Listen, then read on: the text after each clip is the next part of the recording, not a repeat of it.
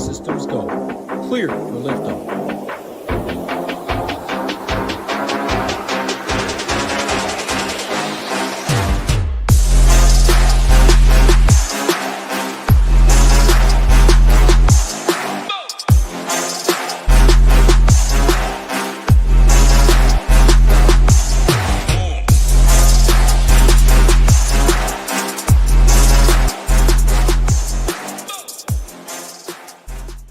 What's going on, everybody? Happy Thursday. Talking hoops. 9 games on DraftKings, 7 games on FanDuel. 7 p.m. Eastern start time goes to 9 p.m. Eastern. It's a 2-hour window.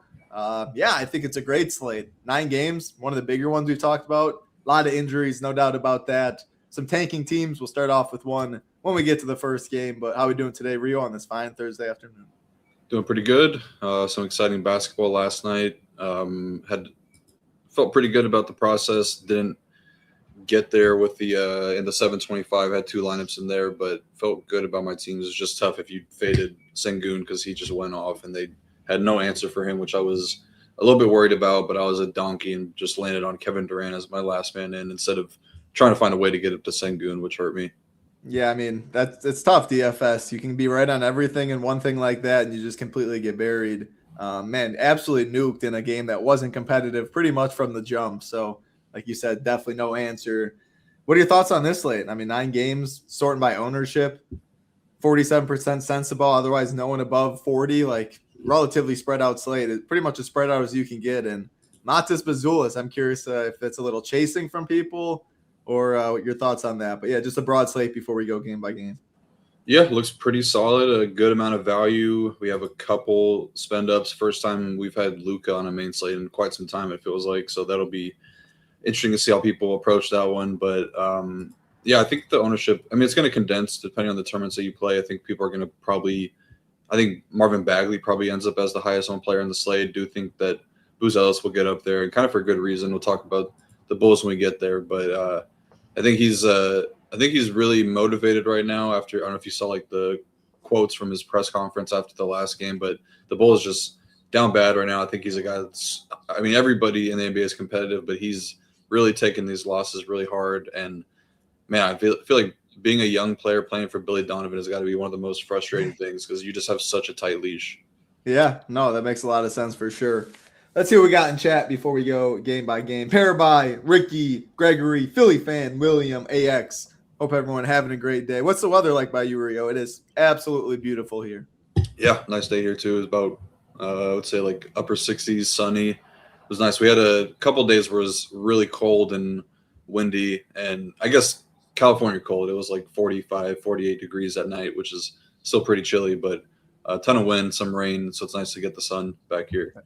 Absolutely. 85 and sunny over here. Beautiful Arizona. All right. We'll just go right into it. Let a couple more people trickle in. Let people know how you can get into Shipping Nation for as cheap as possible. Let's get it right into it for this first one. 9 games on tap, 7 p.m. Eastern. We got the Charlotte Hornets, biggest favorites on the slate, taking on the Indiana Pacers. 12.5 point spread. Our favorites are the Hornets, 229.5 total. No injuries on the Charlotte side. As far as Indy, Siakam remains doubtful. Nembhard's questionable like always. Obi Toppin's questionable. Zubac is out. We talked about earlier, Zubac's probably not going to play one game for the Pacers, hey? And then, I mean, one very motivated team in the Hornets against one team motivated to lose in the Pacers. So what are your thoughts on this one for DFS?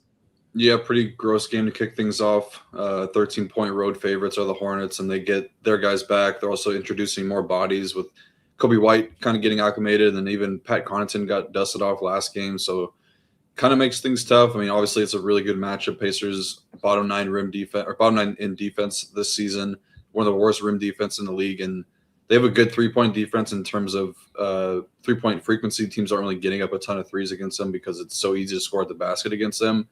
But you can still make threes against them. It's not like they have like crazy closeout defenders. They've just been kind of lucky with the variance hitting their way there. They have a below average pick and roll defense as well. So pretty good spot for the guards, but just the prices for guys like LaMelo, Miller, and Kahn, they've gotten to the point where it's really tough to get ceiling games from them, especially in a game that's projected to blow out. So I'm going to be max one of those guys. I just don't really see the need to go up that high for them. But I do think that Miles Bridges and Moussa Diabate are fine at their price tags. For Moussa Diabate, it's a great matchup. He's shown that he can pay off this price tag before, but those games are pretty few and far between. So I wouldn't want to go overboard there, but he's going to be really low owned. So I'm okay getting some sprinkles of him because he should be able to get all the rebounds and any rim points that he's not going to take a ton of shots, but he should be able to have a really efficient scoring night when he does shoot it. And then Bridges just a little too cheap at 6.1K.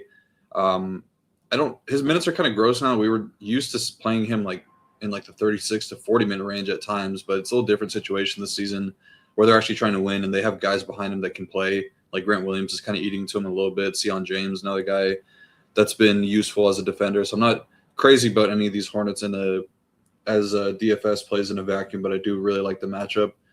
And then on the Pacers side, it's really just waiting to see who's in and who's out. All these Q tags, like none of them are true injuries. Like outside of Obi Toppin, this would be his first game since like the first week or two of the season. So that definitely would change things up a little bit because they've been really thin in the front court. But I do expect one of him or Andrew Nembhard to miss tonight. If Nembhard misses, then I think you can look to Jarris Walker because I think that his role is somewhat dependent on who's available. And a guy like Nembhard who does take up possessions and has a pretty solid touch time role, a lot of that would go to Jarris if he were to be out, and he would be fine to play in a blowout. And then just kind of waiting to see what happens with the G League guys. I don't think Ethan Thompson's going to play tonight. I think his two-way days are kind of running down, so probably wait to get him some action later in the season. So I'm probably just looking to like Cam Jones if these Q tags are out. But nobody's really standing out in a big way on the Pacers. I would be fine just being max one of them because they do have some bodies. Yeah, probably max one on both sides for me. This looks, again, 9 games on DraftKings. That's a lot of games, more than we've had most of the year, it feels like. So, I mean, like when we get to the Trailblazer spot, playing the Bulls, there's going to be a lot of good value there. I think this next game's okay for spends. Luka's on the slate, but we're not starving for value, so I'm not sure the Pacers are – you really need to mess with an unknown situation, and the Hornets at their price tags, they really got to do something. But if they do play 4 quarters, so I guess like if you play a Miller, Bridges, Khan, something like that, would you be more likely to play Jarris Walker and just like hope he's the reason it kind of stays close, or play like Cam Jones and Walker if those other guys are out? Didn't really cross my mind. I just don't really think that the Pacers can keep it close, but that does make sense in theory. I would also imagine it's like one of Huff or Micah Potter that are having good games because those guys are regular like NBA rotational pieces on winning teams. I could see them kind of contributing as well. Yeah, I think that's probably a better call. It probably would be. Potter has power forward eligibility, whereas Huff just is center, so something like that. I mean, that's really contrarian. And if you do that, you can eat like every chalk spot on the slate. But I think we spent enough time / wasted enough time on that first game because it's not great for DFS. The next game, solid 2.5-point favorites are the 76ers over the Miami Heat. Big boy total 238.5 on the Miami side. Norm Powell questionable and a midday downgrade, I believe. Is that correct? Yep. And then Davion Mitchell questionable. No Jovic on the Philly side. Nothing to note there. I mean, yeah, I think Embiid and Tyrese Maxey both good spends. And on the Miami side, like if Norm misses. If Norm and Davion Mitchell misses, then I think you have to have interest in some of these guys. Talk about though, like even if just Norm misses Mitchell, and then Tyler Hero, I know we didn't like it last game. It didn't really do anything in Milwaukee. You definitely would need Norm out, but yeah, assuming Norm and Davion's in, it's pretty clearly not great spot. But I guess it's more interesting. I'm curious to hear your take if Norm is out. Yeah, so Miami's been rolling on defense as of late before losing to the Bucks, which was kind of an embarrassing game for them. I was pretty high on Miami just as a whole, like the side of that game betting wise. I thought that they could win it pretty easily, but Milwaukee's playing pretty solid. Bucks are peaking. Yeah, they're looking pretty solid. Peaking. Trying as hard as they can to keep Giannis happy. Getting Cam Thomas was nice. KPJ, Rollins, like at least the backcourt can. It's a broke backcourt relative to most, but I mean they're hoopers. Yeah, and the defense they're actually competing a little more. It feels like. Well, yes, because they're not playing Miles Turner as much anymore. That guy stinks. Jericho Sims is good when he's out there. Yeah, I mean he does stuff on defense. At least he's like a high energy guy that can alter shots. Like I'd never really considered Miles Turner to be like any sort of lockdown defender, or even like an average defender ever. So Kuzma and Miles Turner are big trade and signings. You think we're bust? They're doing themselves no favors, to keep you honest. No, I mean, Dame, I don't know. Dame too. Dame didn't work out, getting rid of Drew and stuff. I mean, yeah, I agree. Yeah, I mean, at least like Kuzma, you know what you're getting from him. But like, there'll be times where he can get hot from three and actually do something in a game. Miles Turner just does nothing. Fair enough. All right, back to this one. Yeah, so Miami were playing pretty good defense before that game. They're top 4 in defensive rating this season. Sixers are kind of middle of the pack defensive rating wise, but they're a really big rim funnel. Talk about a lot with Embiid, just not really giving the effort on defense that you need from somebody that's your starting center. They're also one of the worst rebounding teams in the NBA. The Heat are a team that you can attack with 3-point shooters, but both these teams are pretty bad in the pick and roll. Doesn't really matter too much with Miami offensively because they got rid of the pick and roll portion of their offensive game. But you look at the DVP numbers for Miami, and they're one of the worst teams against point guards, so it makes sense there. But I do think that the Q tags for Davion and Norm are huge in different ways. Offensively, obviously, Norm is kind of their main scorer, like the focal point of their offense. So taking him off, you do see a pretty big dip in offensive rating. They go from 117.4 down to 111 with him off the court. So I would imagine that Hero would have to play more minutes and maybe even start here. Maybe he gets up to 30.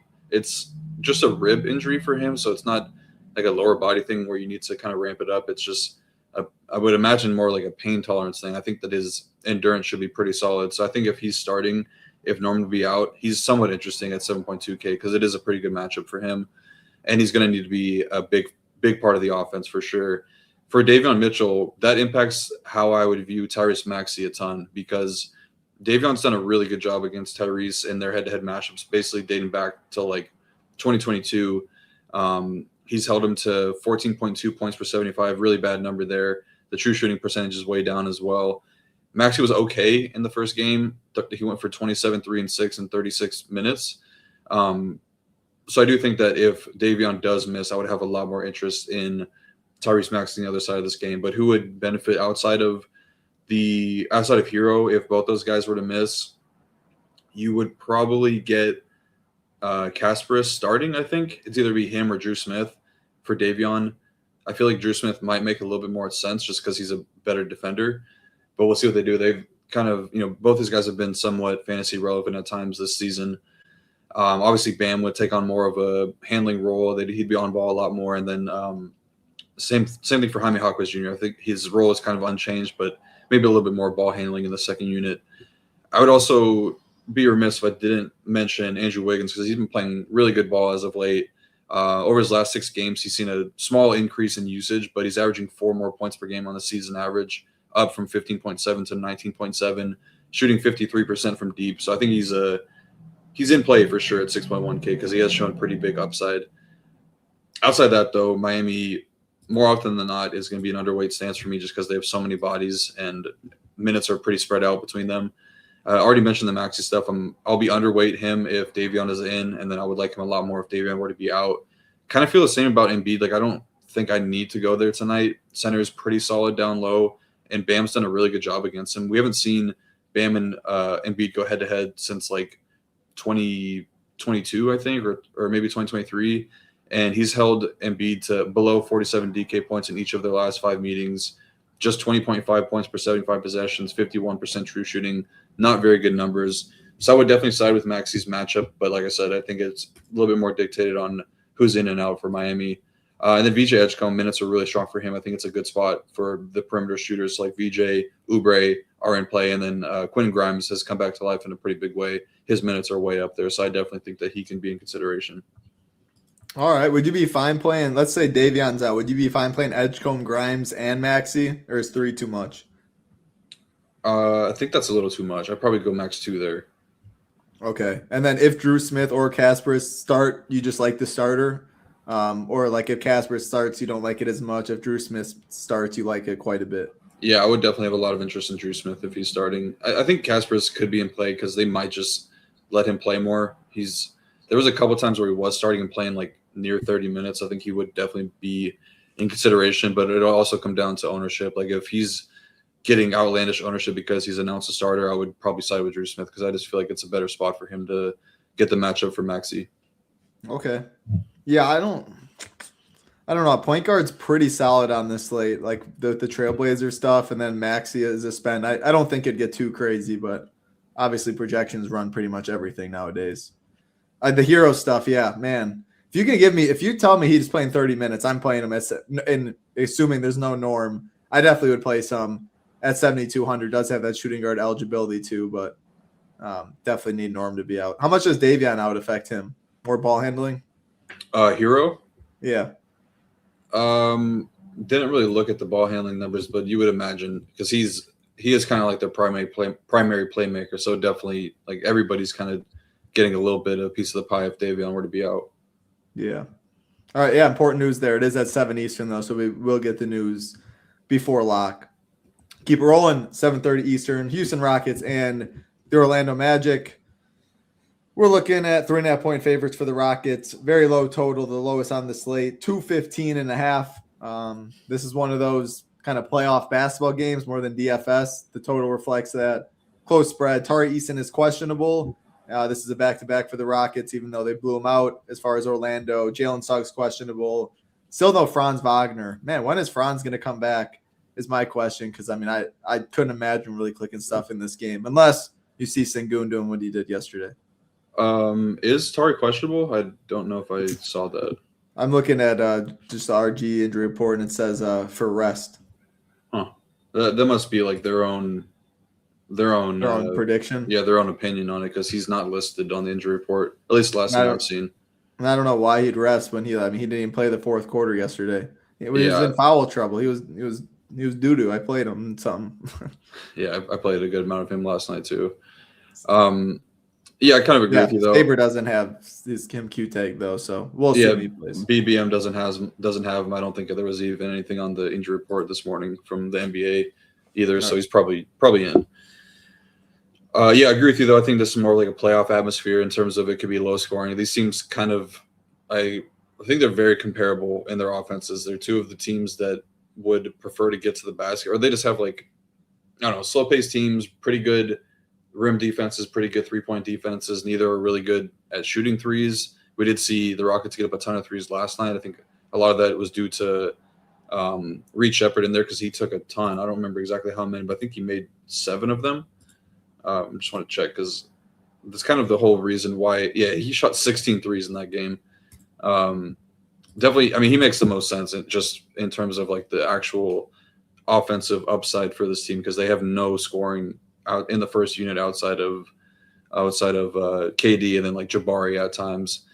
But yeah, defensively, teams are match up very similarly.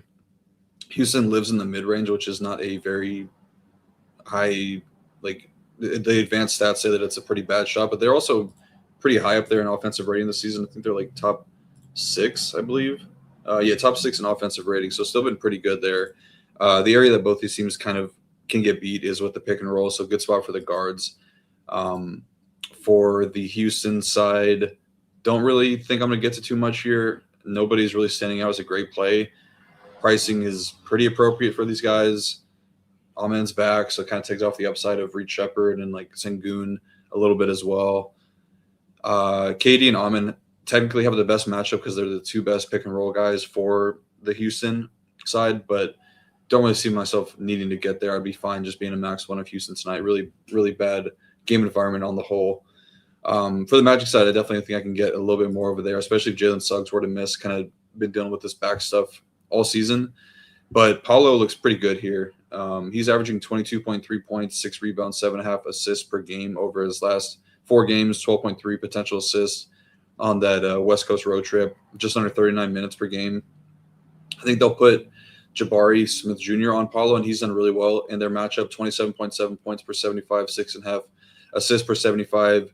Kind of a small sample because it was mostly Dillon Brooks when these teams would face off, but I think Jabari is probably the next man up there, and I do like the potential upside for Paolo.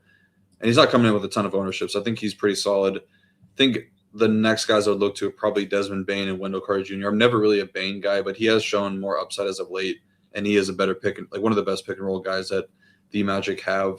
And the same thing for Wendell Carter Jr. He's shown some upside, but compared to these other centers that are cheaper than him, he's on the outside looking in. So pretty easy game to get away from. I feel like it's just a max one on both sides. Yeah, Matt likes Paulo at that ownership. I mean, you didn't love Maxey if Davion plays. You didn't love Embiid. You don't love Sengun or KD.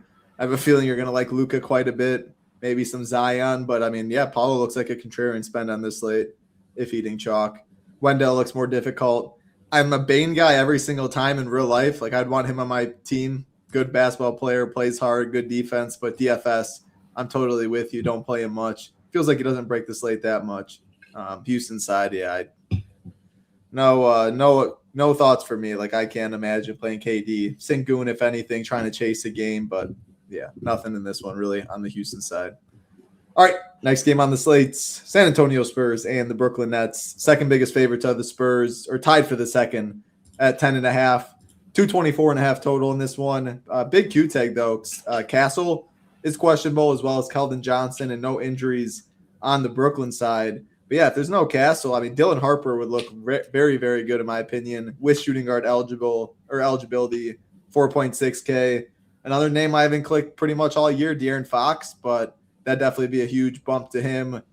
Yeah, I think I definitely would prefer them over Wemby, though. 10.9 is a big price tag, and I think I just want Luka if going all the way up. And you keep mentioning how center has some value on this slate. So, yeah, do you have any lean on the Castle Q tag? Maybe Keldon. I mean, he's a usage guy in his minutes too. So, yeah, the guards would be interesting. How do you see it? And then Brooklyn's always tough right now.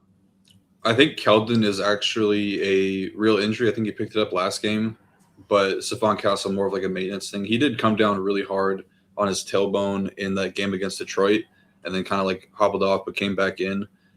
Kind of dealt with the same injury a few times this season, so I feel like this is a good spot for them to get a night off. You don't really need these guys against Brooklyn. Like, Brooklyn is trying to lose. You have plenty of good players behind you that can come away with the win here. So I do think that I would probably lean those guys missing tonight. And I agree with you. I think that this is probably the spot to play De'Aaron Fox. He's done really well this season without Stephon Castle, although a lot of those games came when Wemby was missing as well. But with just Fox and Keldon off the court this season, he goes to a 1.28 fantasy point per minute producer, which is solid for 7.1K. Never really loved the matchup against Brooklyn for guards. It's not like they're some lockdown defense, but they do really try to take away pick and roll stuff. But the ISO defense for him should be really easy, and he's quicker than everybody on the Brooklyn side. So I do think that he's got a pretty enticing floor ceiling combo here at 7.1K if Stephon Castle were to miss. And the same thing for Dylan Harper.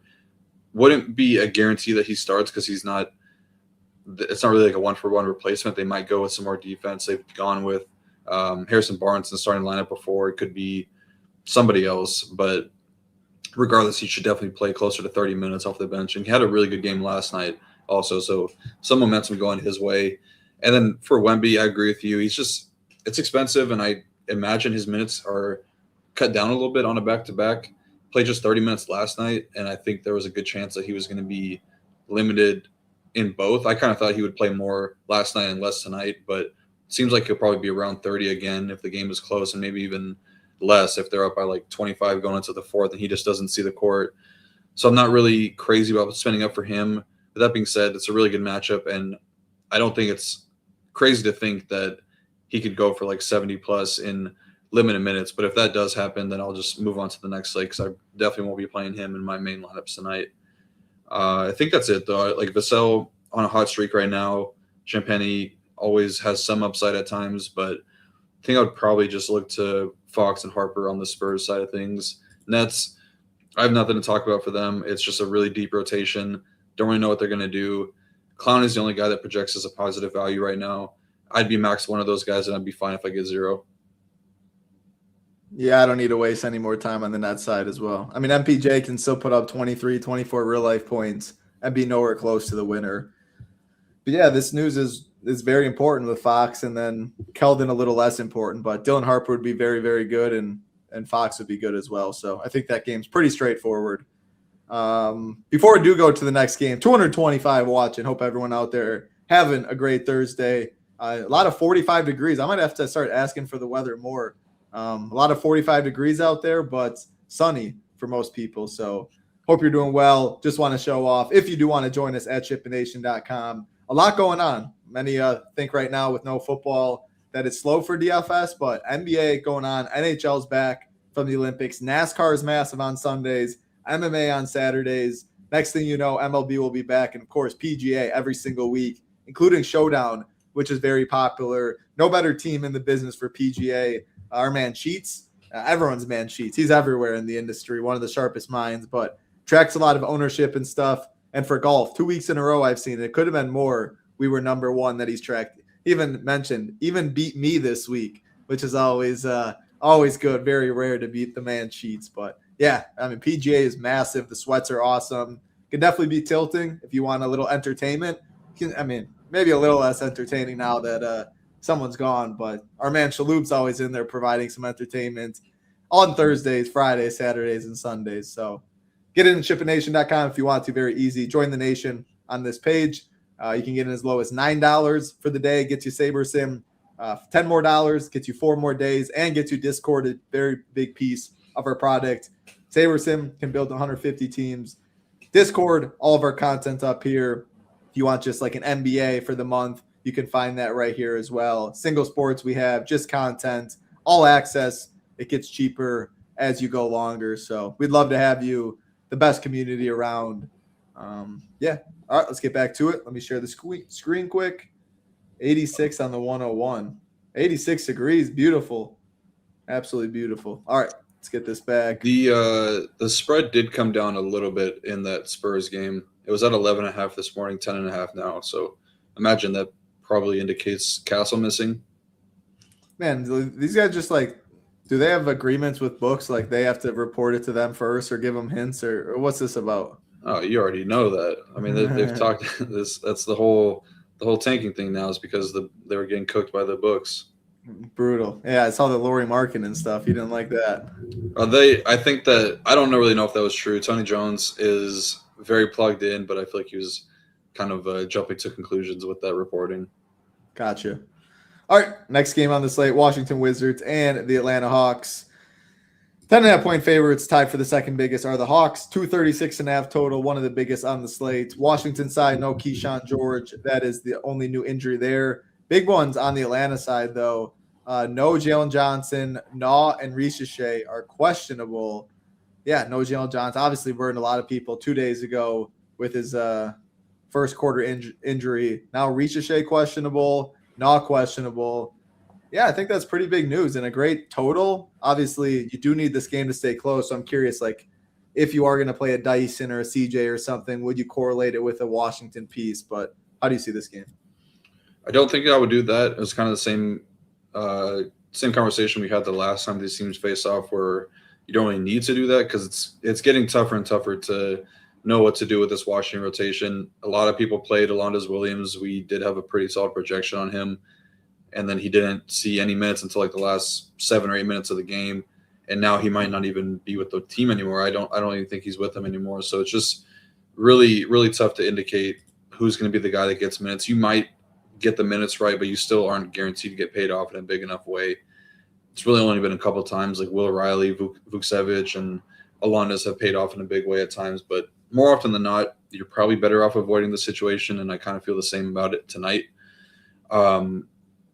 So who I would be considering on the Washington side, if I am considering anybody, Vuk is okay at 5.1K because he's going to start, probably plays 1.5 to 2 rotations in each half. And we know that he's a pretty solid permanent guy. Not really worried about the defense on the other side of this game. Atlanta's been up and down a lot of the times. So I think that he could definitely pay off his tag in short times like we've seen him do this season. I think Will Riley is probably the next guy I look to. Don't really love playing him, though, because he's not very good. And I think that might be it. You could talk me into some Jaden Hardy, I guess. Anthony Gill projects as a solid value, but I want to be very, very limited to how much of these Wizards guys that I get. Probably max 1, maybe max 2. On the Atlanta side, though, obviously the Jalen Johnson stuff is huge because he's just had such a great role this season. It's going to be vacated, and I'm surprised that these Atlanta guys aren't projecting better than they are right now, and I'm also surprised that ownership is not really high on them, though. That could change a ton if you take away Nickeil Alexander and you take away Zachary Ricochet, because that's 2 more guys that do play regular rotation minutes. But I do have a lot of interest in CJ, in Dyson Daniels, and in Jonathan Kuminga. I don't really think that it's going to be chasing too much going back to the Kuminga stuff because he I don't know, he's just like got new life. He looked really good last game. I think that the offensive scheme suits him well, and where they're missing a guy like Jalen Johnson can kind of fill in that role a little bit as like a really, really solid open floor scorer, a really high usage guy. His last game was obviously great. He ended up being optimal. Had some of him, not enough, but he went for 27, 7, and 4 in just 24 minutes, 46.25 DK points, and had a really solid usage rate, 26% usage rate. That could even be higher tonight because Jalen Johnson was out for most of that game, but not all of it. Now he's going to have every single minute that he's on the court is going to be without Jalen. So I wouldn't be surprised if that's closer to like 30% usage tonight. So I'm definitely pretty in on Kuminga, and I just don't feel like it's chasing too much, even with the aggressive price increase. But CJ and Dyson should be the guys that are handling more of the on-ball stuff. Would expect both to see a pretty big jump in usage, and I think that CJ is going to have a pretty solid role offensively scoring the ball. I do like Dyson again, though. I was pretty high on him last slate that he was on, and I'm kind of going back to him at 6.4K. I just like the positional eligibility with the shooting guard small forward. I like the matchup a ton where he can put up a ton of stocks. Was on his way to a really big game before getting cut down. The only thing that worries me is that his rotation kind of falls in that spot where he's not starting the fourth quarter. So if they're down or if they're up by a lot, there's a good chance he doesn't come in. So you kind of want him to do the damage early or just hope that the game is close enough where he plays his normal fourth quarter rotation. He only played 24 last game, had 3 steals, close to a triple-double, and he is a triple-double threat. He has like a 10% rebounding rate.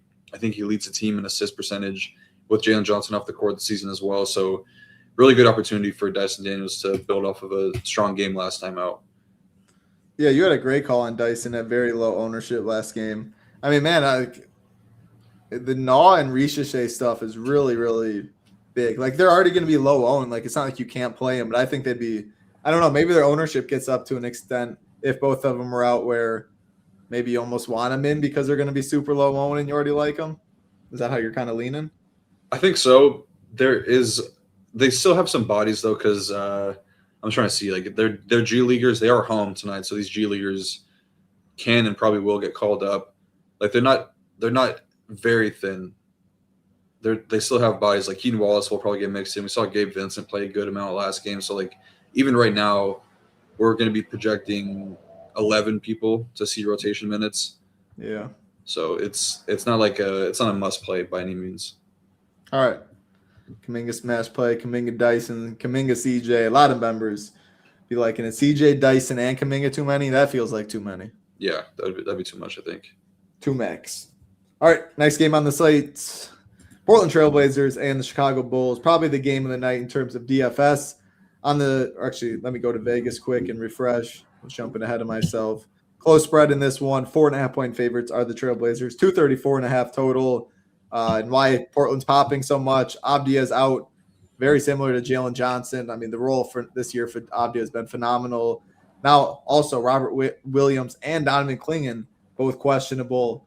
I mean, man, if they were both to be out, so illness and a foot, I mean, they'd be thin in the front court. So we have to monitor those Q tags. Chicago side, no Patrick Williams, no Anthony Simons, no Jaden Ivey, no Jalen Smith. Sorting by ownership, yeah, you can see this game definitely getting the most ownership. Important injuries on both sides. Close spread. Yeah, break it down. Shaedon Sharpe is also out for the Blazers. He's pretty much done for the year. Man, I might have to. Actually, they had it on there. I don't always read the long-term injuries. All right. That's all. I was going to say I'd have to fire him. Yang Hansen is also questionable. So literally their entire front court is questionable tonight. They also had that, and I didn't read it because usually I don't. When it's red, I'm not reading it. But yeah, I have all 3 of their front court. That's a good call. Normally, that'd be no. I think that is it. Nothing. Yeah, pretty clean outside of the guys you mentioned for Chicago. Yeah, so obviously this is going to be a game you need to get into. I think you're going to have at least one from each side of this game. I would be probably fine with like 2 to 4 in this game in total. Just 2 really bad defenses. Bulls are bottom 6 in defense. Portland's bottom 13, but they kind of been like Atlanta somewhere where they can really give up some huge scoring nights. I think Denver put up 120 in like 3 quarters against them before pulling their guys, and I think they still gave up like 140 in that game, something crazy like that. But been the case all season long for Chicago. They're dead last in room defense. Blazers' main weakness has been the rebounding, which is kind of odd when you see Klingon. Like, he's just a really good rebounder, but hasn't really been the case this season. Their transition defense is also bad, and their bottom 2 in pick and roll defense. So good spot for the guards here on the Chicago side of things. And since the beginning of last season, look at some of the on-off stuff for Portland. It's kind of the guys that you would imagine to do well. Donovan Klingon, Time Lord are the 2 best per minute guys. Up next would be Drew and Scoot. I'll touch on the forwards in a second, but Scoot in particular looks like a really strong option. I was really high on him coming into the All-Star break. Played him against Utah, just I thought that he could have a really big game there, but starting to see the minutes bounce back, and I think the break really helped him a ton. He's played 30 minutes in back-to-back games, and has had a solid role this season. The minutes that he does play, 46% involvement percentage, 39% on-ball roll, 14 points per game, 10.5 potential assists per game. Also improving a bit as a jump shooter, where that's kind of been his main weakness as a pro, but looks like he definitely worked on that in the offseason. So I think it's a really big opportunity coming for Scoot. He's one of my favorite value plays on the slate. People already know they're going to ask me when the starting lineup comes out, is it okay to play Scoot off the bench? And the answer is yes. He's going to be playing 30-plus minutes tonight. And if he's starting, then you're probably getting like 34-plus from him. So I just think Scoot's a really, really strong play. Nothing really negative to say about Drew other than he's going to be probably the highest owned player on the Blazers tonight. But it's a good matchup. 6.6K I feel like is a fair price for him. Very similar matchup in terms of Chicago being bad against guards like they are, like the Jazz are. So I think that he's a totally fine option here. So between the bigs, if Klingon were to miss, which seems pretty likely now because he got a downgrade with the illness midday, which is almost always a doubtful tag, then we'll have to see what they do with the starting lineup, because if Time Lord misses too, okay, basically I'll say if Time Lord is in and Klingon is out and he's starting, he's an absolute smash play at his price tag. What is he, 4.5K? I think he'll do really well in the minutes that he's on the court, but he's not really capable of playing a ton of minutes. We did see a couple times this season where he got up to 30 when they were thin. I don't really know if that would happen tonight. I feel like it'd be more like the low 20s range, which I still think would be enough for him in this matchup. And then if both those guys are out and Yang Hansen were to be in, I mean, 3K for him in this matchup looks really, really solid. I would like, that's like a borderline lock to me. We don't really have like a ton of data from him this season because he's barely playing, but he is a guy that is capable of putting up some big games like we saw in the summer league and we've seen from him overseas. So I do think Hansen would be really tough for me to get away from if I knew that he was starting. If all three go ahead. Let me just interrupt quick. If Klingon's out but Williams is in and starting, but you don't think he can play, like he's not going to play 30 minutes, is Hansen still fine if they split it? He's not guaranteed to see minutes even if Hansen is in and Time Lord's in. I don't think that they're going to be like for sure going 48 between those two. Who do you think gets the backup 5 run, like Cisco, or they go they go small, Jeremy Grant, stuff like that? Yeah, they'd probably go small. Okay. Yeah, so that's what I was gonna say. If all three of those guys miss, then you're probably shifting Jeremy Grant up one, and I think that City would probably get into the starting lineup, or Chris Murray. I think Murray's actually already starting. Murray would be already starting, so it'd be like one of City, Krejci, or Matisse Thybulle getting into the starting lineup, and they would just run more small ball. You really don't got to worry too much about the bigs on the other side because it's like Nick Richards and Gershon Yabusele. Yabusele is a very undersized power forward, and then Nick Richards is just not very good. So I don't really think you need to worry too much there. But yeah, they would do a lot of small ball, which would improve the rebounding rates for pretty much everybody. I saw Wardo talk about Kamara. Always like Kamara, and he's going to be the lowest owned guy on the Blazers tonight. I think that he's pretty solid at 6.1K. I definitely would want to get some of him. Just a spot where I could see him, like the Bulls' offense at times with this new roster that they have just looks so out of rhythm, and they're just like passing the ball to nobody at times. So I wouldn't be surprised if we see 3 to 4 steals, a couple blocks from him. Like he could really fill up the stat sheet here in a pretty big way. So I'm definitely in on Kamara for sure. Chris Murray, he had a good game last game. Yeah. Never really got hot early. Yeah, I'm never really going out of my way to play Chris Murray much, but he can be usable at times. Just the range of outcomes is really wide for him. Helps you if you want to play like Luka or something like that. But yeah, he falls down the list of Trailblazers. Yep. So on the Bulls side of things, it's going to be really hard for me not to play Nick Richards in this matchup and just the opportunity that he's going to have coming his way. Yeah. Hey, that's DFS for you. Opportunity, minutes, all that. But man, that's good. That's all it is. Like I don't really have a lot of positive things to say about him. It's just the opportunity is going to be really, really good for him because they got so thin in the front court. No Patrick Williams, no Jalen Smith. Think there's a chance that he starts. I don't really know what Billy Donovan would want to do with the starting lineup. I think that it's kind of bad starting Yabu and Richards alongside of each other. I think that they would rather have them split the 48 minutes because they don't really like this Lachlan Olbrich guy and they don't have much behind him. Maybe Leonard Miller, he might get mixed in there a little bit. I think he's kind of interesting. But I do think that Richards is pretty solid at 4K in this matchup. So I'll definitely get a good amount of him. Probably my favorite play on the Bulls tonight. But then I think Matas Buzelis is really good here. Just a really strong game from him last time out. They have to play him more. They just don't really have anything going for them right now at this point in the season. Like they're not in contention to make the play-in, I don't think. And he's looking really good as of late. 13 for 19 from the field last game, 48 DK points. Portland is dead last in turnover percentage as well, so I could see this being a spot where he gets like 3 to 4 stocks. So yeah, I do think that it's a pretty solid spot for Matas here with all that considered. And just with like the press conference comments, he was really down after just losing so much. He says that he wants to win. So I feel like there's a little bit of a motivation factor there, but you just never know with Billy Donovan. He's just so tough on Buzelis and will pull the string or the bottom could drop out really quick for minutes for him at any given moment. Then Sexton and Dillingham should round things out for Chicago. Should see a good amount of both of them. Sexton got up to 28 minutes last game.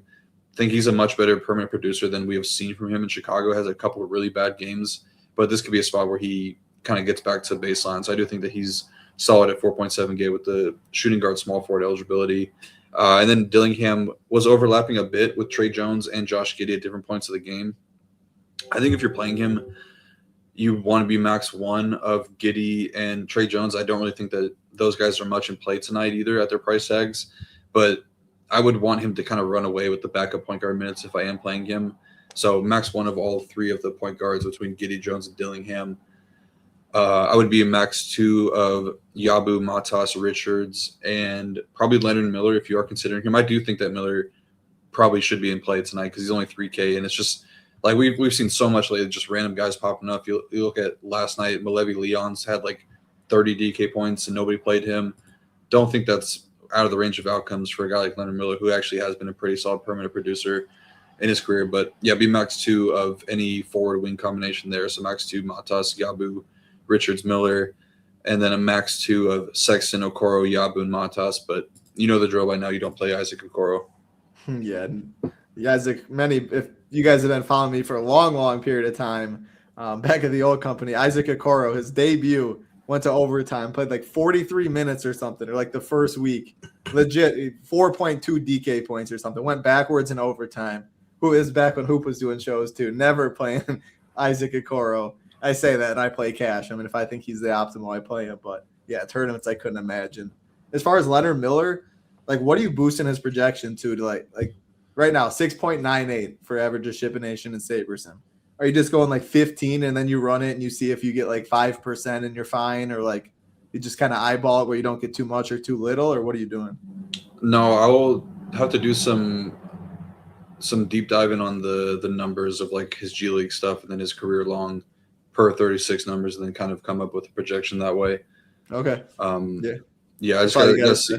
Yeah, and it's just like a range of outcomes things, kind of like based on confidence. Like if he's gonna be playing 16 minutes, I'll probably get him up to like the 18-minute range. But I just gotta see what the numbers look like. Yeah, that makes a lot of sense. A lot better than what I was gonna say. Just trying to get a certain percentage, which I do sometimes. Like if I know he's gonna be 0.03%, like I'm not like my confidence. If I was Rio and I felt way better, but like I wouldn't want more than like 5%. That's already way over the field. So you can put him at a ballpark number that way. What Rio's saying obviously makes a lot more sense. The extra step. I mean, yeah, what a great game. So my question before we move on, like below 5K, Yabu, Trey Jones, Sexton, Dillingham, I assume Richards is your favorite, so I won't even talk about him. Chris Murray. I guess all these other guys are kind of in the mid tier. So like outside of Richards, how would you rank these sub 5K Bulls? Just the Bulls or the Portland too? Yeah, I mean Portland doesn't really have any sub 5K. You didn't love Chris Murray. And they're all like Scoot. I know Scoot's one of your favorites, but he's above 5K. So just the bull stuff. I would say Sexton is probably the next best option, and then Dillingham, and then probably Yabu. All right, cool.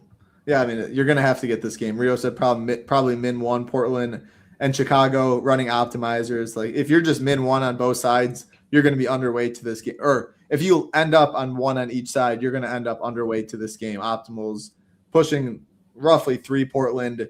So you can go Chicago on the way back. Like this is the game many are gonna get to for sure. I'm starting my lineups with Montas and Scoot. I already know that. There you go. Little freebie for the people out there in Rio's core. Can't find his core report, NBA, GPP core report, but we don't recommend just tailing Rio's core every single night. Try and find a process yourself. SaberSim helps out a lot. Contest flashback on the starter pack or ultimate. Is running 4 duos a bad move on this slate? So you saying like 2 people on each team? I'm not really sure how to answer that. I don't really know exactly what that means. So I don't need like a better explanation. If you're wondering, like, if you're asking like 2 players on each team, like clarify. But I wouldn't think of NBA like that by any means.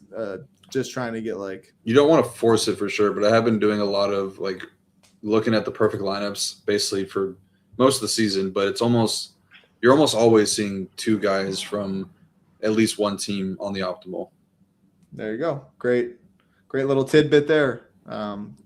Contest flashback, line star. I think you can find the perfect lineup, but just DraftKings. A lot of people don't know. I learned this, I don't know, maybe 2 years ago when someone taught me, but if you're not in a contest and you want to find it, if you go to DraftKings and then you click the NBA tab above and then say view live contest, you can watch. Then you click watch. You can see every single contest, even if you're not in it.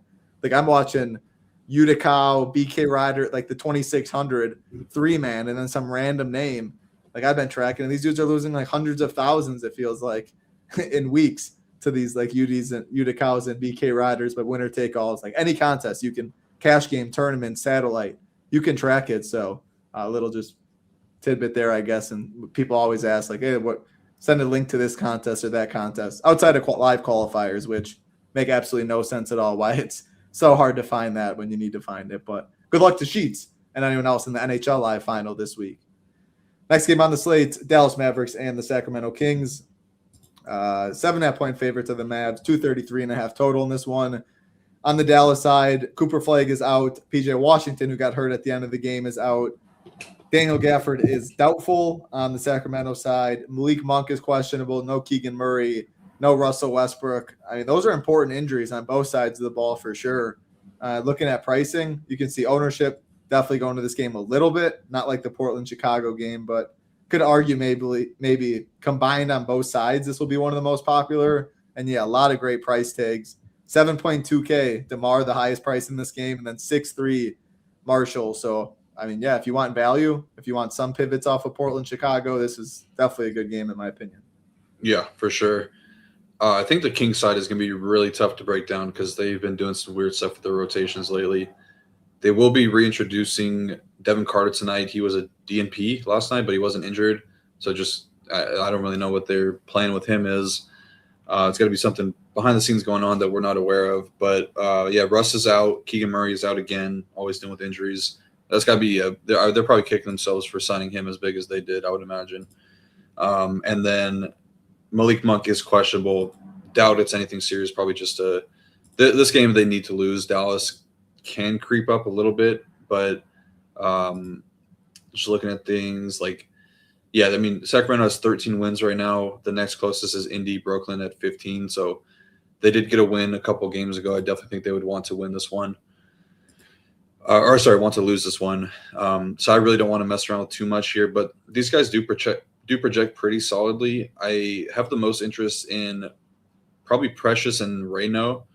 Precious has been playing good minutes as of late, shown really solid upside, and then Reyno, it's just a really bad defense on the other side of this game. I can see him getting a ton of rebounds and some easy points around the basket because Dallas has been a really bad rim defense this season. Kings are also bottom 5 in rebounding, so not great for Reyno's upside there, but I do think both those guys are pretty solid here. After those two, it's kind of gross, like between the Cliffords and Plowdens and probably Patrick Baldwin Jr. I think those three are going to man most of the forward minutes. DeMar will start, but then probably be less involved in the second half. If I had to choose any one of those guys, which I'd really hope that I don't have to choose because these are all three really bad permanent producers, I would probably just side with Clifford because the minute ceiling is really high. But yeah, I don't really have confidence in any of these guys at all. I will say which one's a Wisconsin night? I hope it's not Clifford. No, it's not. Patrick Baldwin. Oh yeah. I remember you mentioned him a couple. He's been relevant at times in the last couple of years. Yeah. I mean, he's fine. Like he's probably. He's not exciting. Yeah, he's mid-priced. That's all it is. Yeah. But on this, like 3K is different than like October when like everyone's healthy and stuff. I mean, we just talked so many guys in the Bulls in Portland and even in this game. Like 3K matters, but you still got to be doing something at 3K. Yeah. So after those garbage guys, the next ones I'm looking to, it's really like Killian Hayes. I feel like is in consideration tonight, 3.8K. It just seems like they don't really like Devin Carter, and they just signed Hayes. I don't know if it was a 10-day or not, but his game's got to be coming down to the wire pretty soon here. So I feel like they might. I don't know if he's going to start. If he did, that would be really interesting. But I do feel like he's for sure in play at 3.8K. But yeah, I mean, he's not very good either. It's just a matter of him potentially being really low owned and has a really big opportunity at his fingertips right here against a bad defense on the other side. So I'm not really crazy about the Sacramento side because I think that the rotation is going to be really, really, really gross, similar to Washington, but a little bit more willing to take shots on them because I think they have better players. On the Dallas side of things, no Gafford, no Flag, no pretty PJ. much. Yeah, no PJ Washington. So definitely a lot to go around here. Obviously, Marvin Bagley is going to be one of the most chalky plays on the slate, and I do think for a really good reason. He's been honestly really solid as a member of the Mavericks, and for a team that's not really trying their hardest to win, they've been running a fairly straightforward rotation. So I think we know that Bagley is going to be seeing a little bit more minutes than usual. They do like to split the center minutes pretty even, but I feel like he probably gets a little bit of an edge there, probably like 26 to 28. I don't think we're going to be getting 30 out of nowhere, but I do think 26 plus is probably the low end. So I have no issues with him. It's a really good matchup, really good per minute producer this season with the Mavericks. I like him a ton. Outside of that, I'll also say that this would be another chance if you wanted to play Moussa Cisse. There was one game earlier this season where we got it right, and he played like 20 minutes and absolutely smashed, but I think he'll be back in the rotation tonight. He is probable with the G League tag. Miles Kelly is also probable. Nembhard won't be with the team, but Moussa Cisse will get those backup center minutes, I believe. I don't know if they're going to be playing Dwight Powell or not, but like if Bagley steps into the Gafford role and then Cisse in the Bagley role, that's a pretty valuable role for sure, and it's a really good matchup. So that's going to be a guy that nobody plays, and I think that there's just a pretty enticing upside there for him. So I'm pretty into Cisse tonight. And then the rest of the guys, I think Najee Marshall and Brandon Williams are the two I'm looking to. I think Najee's really good. We saw him bounce back after a string of pretty bad games, and we were on top of that one. It was the PJ Chalk game. Nobody played Najee. He had like, I don't remember, he had 37 DK points or whatever it was, but he's kind of the most established player on the Mavericks right now he has the most the biggest sample size, 180-minute sample with all these guys out, 1.22 fantasy points per minute, and then Williams right behind him, 1.17 in 150-plus minutes. So those are two guys I'm looking at. Fine playing both together, fine playing three Dallas guys. I think the rules that I'm going to be setting would be also I think Christie, Clay, Tyus, Kilmartin are all kind of fringe plays. Same for Chris Middleton if you want to go back there after he burned everybody. How much did Najee benefit in the second half? I didn't look at I think Najee was doing fine in the first, but Middleton obviously leaving that game at half he was mega chalk. He was like almost 50% in your high stakes qualifier and stuff. So, now that he's back and assuming he plays the whole game, does that bump Najee down a little bit, or he didn't benefit that much in the second? Just trying to. I don't really know how you can quantify that. Yeah, how to find usage in the first half versus the second. I don't know the easiest spot to go, and even that sample a half doesn't really tell us too much. So I put you on the spot. But I mean, you didn't even mention the revenge narrative. it's basketball season, so revenge still means a little bit. Baseball, like, don't ever bring that up, or I always laugh when people do. Like, it's fine, but he's been good anyway. He's a good play. But yeah, I mean, I do believe in the NBA. Like Marvin Bagley might get up today with a little extra motivation than when he's playing the Atlanta Hawks on a 7 Eastern game or whatever. I don't know if you look at that at all, but regardless, revenge or not, he's a good play. Yeah, I mean, I think there's definitely something there for Sacramento. I mean, there's that things kind of left in a really, really bad terms between Bagley and the Kings organization. I feel like the Kings are just a terrible organization as a whole, but things definitely did not end nicely between those two teams. So definitely a little bit of a motivation factor for Bagley for sure. I mean, Jason Kidd is he's not too far removed from being in the NBA. Like, I definitely think he's a guy that would kind of play into that a little bit. All right. Nothing really more to add in that game. A very good game to target for sure. 2 games left. Rio's Utah Jazz taking on the New Orleans Pelicans. 6.5 point favorite to the Pelicans. 244.5 total, the biggest on the slate. As far as Utah, no Lauri Markkanen, no Keontae George. As far as the Pelicans, no Trey Murphy. 6.5 feels light, Rio. Tell me what I'm missing. Well, I think the Pelicans are really trying hard right now to win games. Obviously, they don't own their pick. And DeJounte Murray, I love him as a player. I've always liked him as much as the Spurs fans probably hate him. I mean, he had a lot of positive things to say after the win. He was like, we can, make the play in and all this stuff. And that's what I'm surprised it's not 8.5 or 9.5. I mean, Utah's doing everything they can. Oh, you thought it should be more? Yeah. Okay. I feel like it's light for I feel like 6.5 is lower than what I expected to see in this game. Yeah, I would agree. It's probably just it being a road game. I'd imagine it's going to be electric at Utah today. Diehard crowd, going to be loud and really get these guys flustered. Hey, the fans, they go crazy in Utah. They're selling out the crowd even when they're playing all these scrubs. Yeah, nothing else to do. Yeah. Well, it's snow season out there. They got some snow, so definitely hit the slopes. Yeah, it's pretty. Yeah. That's where you got Utah holds a special place in your heart. Yeah, I did get engaged there, Rio, and we all met up. So no, I like it. I just living there. I'm not sure. I might be a little bored at times, but yeah, definitely, I agree with that. It's nice in summertime.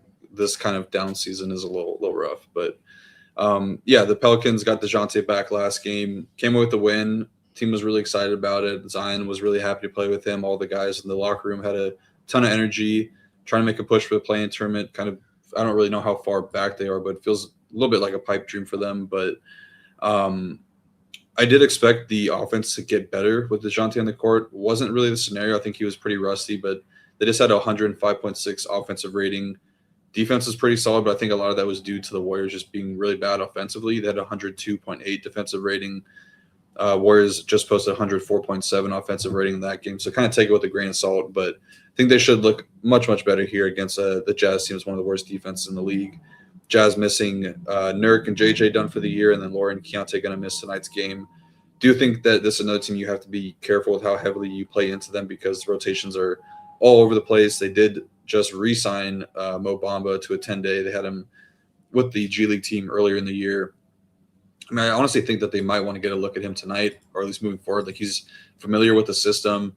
Kyle Filipowski has been one of the worst center defenders in the entire league, and I think that Will Hardy's kind of done with him. Like, I don't really know what his standing is with the team long term, but he's not really made a great case for playing time in the future, just with how bad he's been on defense. But yeah, the Pelicans, I really have a ton of interest in them tonight. Mainly Zion. I feel like he's one of my favorite high upside plays tonight. I'm a really big believer in his upside playing alongside DeJounte Murray. I think he's a lot better when you pair him up with a true point guard, whereas he was playing with like Murphy and Sadiq Bey and like Jeremiah Fears. Like, none of these guys are like real point guards. DeJounte is like a true point guard that's going to be looking to get his teammates involved, and I think he could set up Zion really well. Mentioned it the last time that these two teams that the Pelicans were on a slate, that the numbers were borderline elite in the small sample that Zion and DeJounte played together last season. He has solid last game, 26 points, 6 rebounds, just under 40 DK points. Upside's been a little bit tougher to find from Zion, but I do think that this is a really, really good spot for him. the Jazz are much more of a 3-point funnel, but they are dead last in field goal percentage at the rim. So it's not very good at defending the rim. And then you also add in he's going to be matched up against Kyle Filipowski's a spot I definitely want to attack. He went for 57 and 48.5 DK points in his 2 matchup versus the Jazz last season. And that was in just 23 and 29 minutes. He's been playing low 30s routinely. So I really think that Zion is going to smash in a big way here. I really, really like him. I think Bay is fine. He gets a good matchup, just not really sure how he fits in with DeJounte. I think he's going to become more of like the catch and shoot guy where he was adding more of an on-ball role when DeJounte was out. I see DeJounte's getting a little bit of ownership, which is kind of a little bit alarming. I do like him, but I think I'm going to be taking a wait-and-see approach. There's not really a better matchup for point guards than the one versus Utah. Got up to 25 minutes, which I feel like is a little bit surprising for most, but he's been kind of practicing for quite some time, so he might be ready. I just don't think they're going to be playing him 30 minutes anytime soon, and definitely not in this spot. So I'd be a little bit cautious with playing DeJounte. Probably need the price to come down a little bit or the minutes to come up a lot more.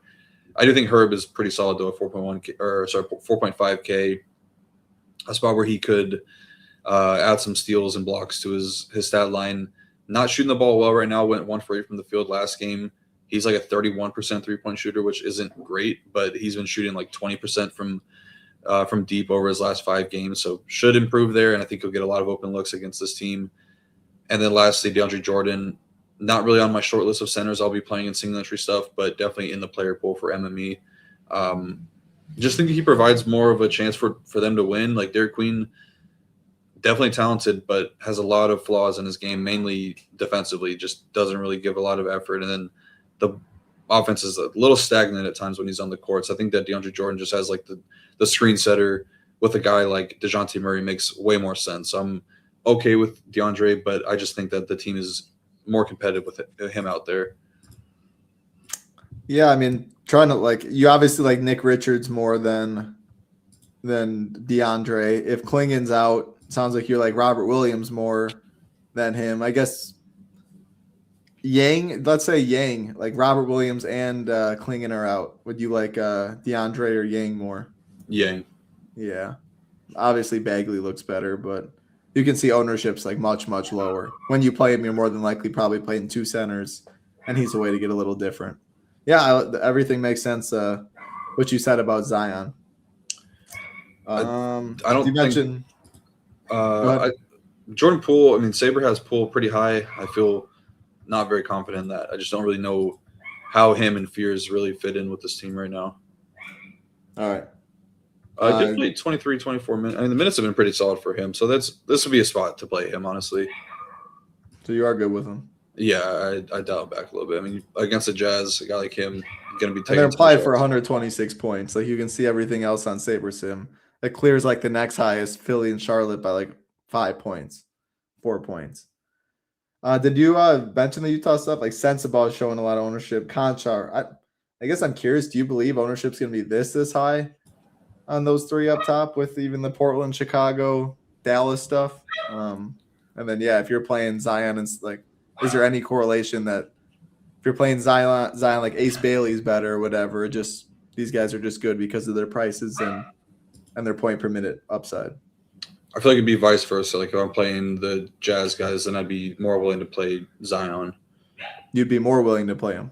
Yeah, like I'm not forcing Jazz guys just because I'm playing Zion, but I would be probably looking to play Pelicans guys if I'm playing Jazz guys. Right? Okay. Did I say that right? I think on the second time you mess up, if you're playing Zion, you're more likely to play. No, other way. If I'm playing Utah so then guys, you're yeah. more likely to play Zion. Yeah. And but I'm not Zion, just because I'm playing no Utah guys. Yeah, exactly. All right.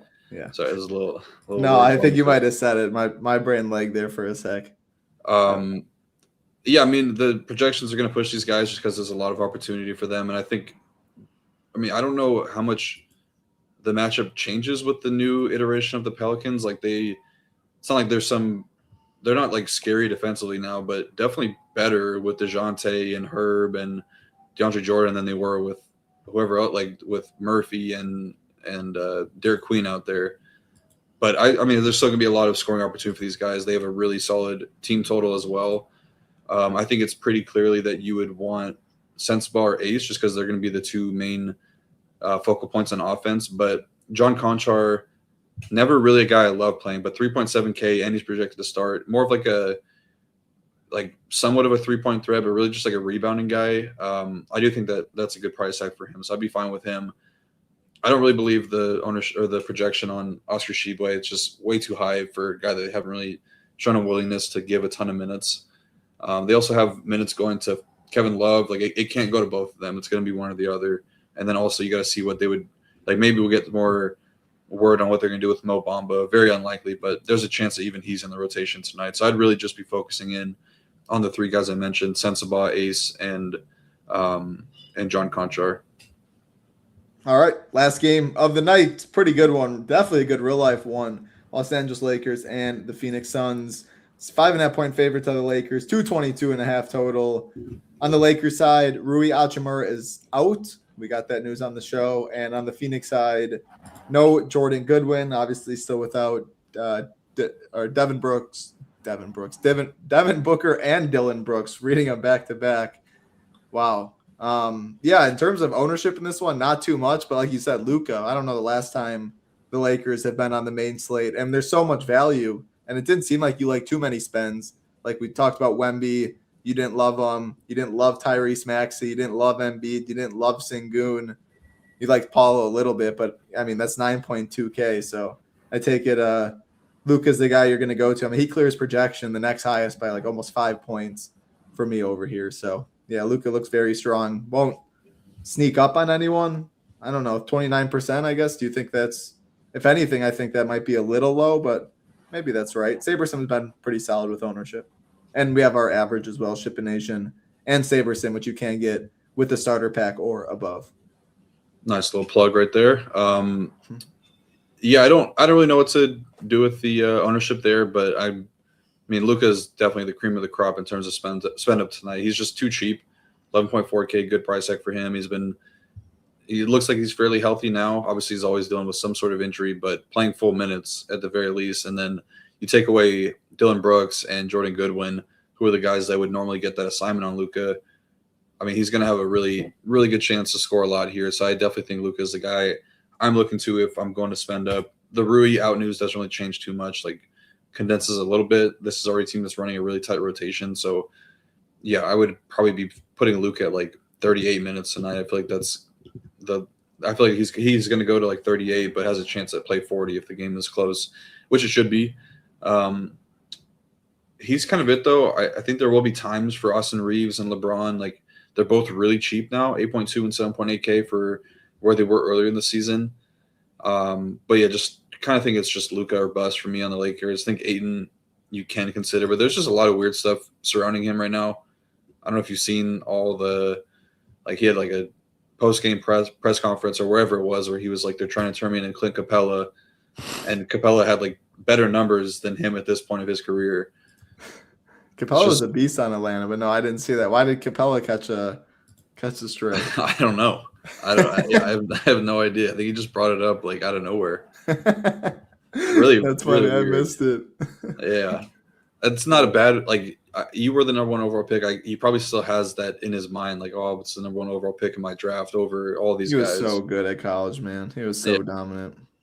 But he's just not. Something's happened along the way. But yeah, he said that, and then they're like putting.